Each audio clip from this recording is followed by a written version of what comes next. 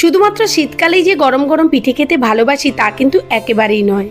বর্তমানে সারা বছরই কোনো না কোনো ফল দিয়ে আমরা পিঠে বানাই। আর বর্ষার কথা তো সম্পূর্ণই আলাদা।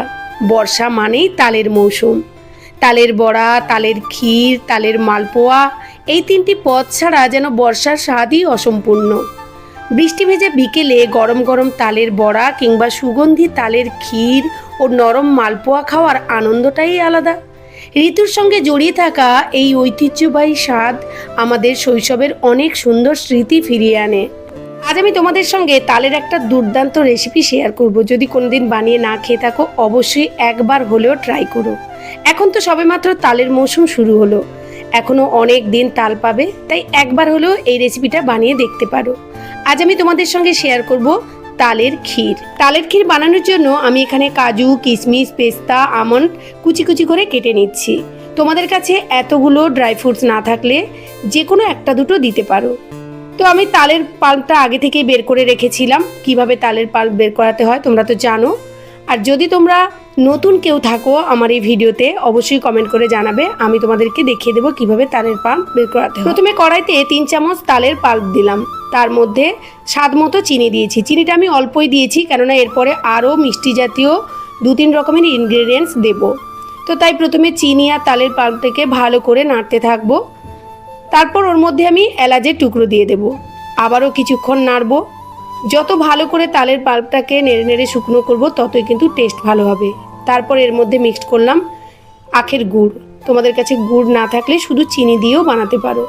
আখের গুড়টা দিলে কালারটা খুব সুন্দর আসে। এরপর এর মধ্যে দিলাম 1 চামচ গোবিন্দভোগ চালের পেস্ট। চালের পেস্ট না থাকলে চালের গুঁড়োও দিতে পারো, তবে এই গোবিন্দভোগ চালটা দিলে ক্ষীরের স্মেলটা খুব সুন্দর আসে। ভালো করে বেশ কিছুক্ষণ নাড়াচাড়া করে নেওয়ার পর এর মধ্যে উষ্ণ 1 বাটি গরম দুধ দিয়ে দিলাম। ভালো করে মিক্সড করে নেব। জল কিন্তু এখানে দেওয়া যাবে না, দুধটাই দিতে হবে। ভালো করে মিক্সড করে নেওয়ার পর এদিকে আর একটা বাটিতে উষ্ণ গরম দুধ নিয়ে দুধের মধ্যে 3 চামচ গুঁড়ো দুধ দিয়ে দিলাম। এটা দিলে আরও টেস্ট ভালো আসে। তো এটা ভালো করে মিক্সড করে নেওয়ার পর ওই তালের পাল্পের মধ্যে এই গুঁড়ো দুধ সহ লিকুইড দুধটা দিয়ে দেব। যতক্ষণ না তালের পাল্প আর দুধটা ভালো করে মিক্সড হচ্ছে ততক্ষণ আমরা নাড়তে থাকবো। কন্টিনিউ নাড়তে থাকবো যাতে নিচে বসে না যায়। এরপর কনডেন্স মিল্ক দিয়ে দিলাম। তারপর নারকেলের কোড়া, বাদামের কুচি দিয়ে ভালো করে মিক্সড করে নেব। তো আমি বলেছিলাম না প্রথমে আমি চিনিটা কেন অল্প দিয়েছিলাম। যদি তোমাদের কাছে কনডেন্স মিল্ক বা গুড় না থাকে চিনিটাই দিয়ে করতে পারো। আমি এখানে সামান্য একটু নুন দিলাম, কেননা একেবারে মিষ্টি জিনিসটা আমরা খেতে পারি না, একটু নুন দিলে টেস্টটা আলাদা চলে আসে। তারপর এর মধ্যে ঘি মিশিয়ে দিলাম। ঘিটা কিন্তু দিতে একেবারেই ভুলবে না।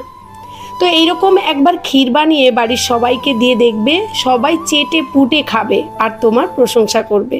তো যাই হোক, তো এই ভিডিওটি কিন্তু সেভ করতে একেবারেই ভুলো না, কেননা তোমাকে তো তালের সিজনে একবার হলেও বানাতে হবে। তো আজকের ভিডিওটি কেমন লাগলো কমেন্ট করে জানিও, ভালো লাগলে শেয়ার করে পাশে থেকো। সবাই ভালো থেকো, সুস্থ থেকো, দেখা হচ্ছে নেক্সট ভিডিওতে। টাটা।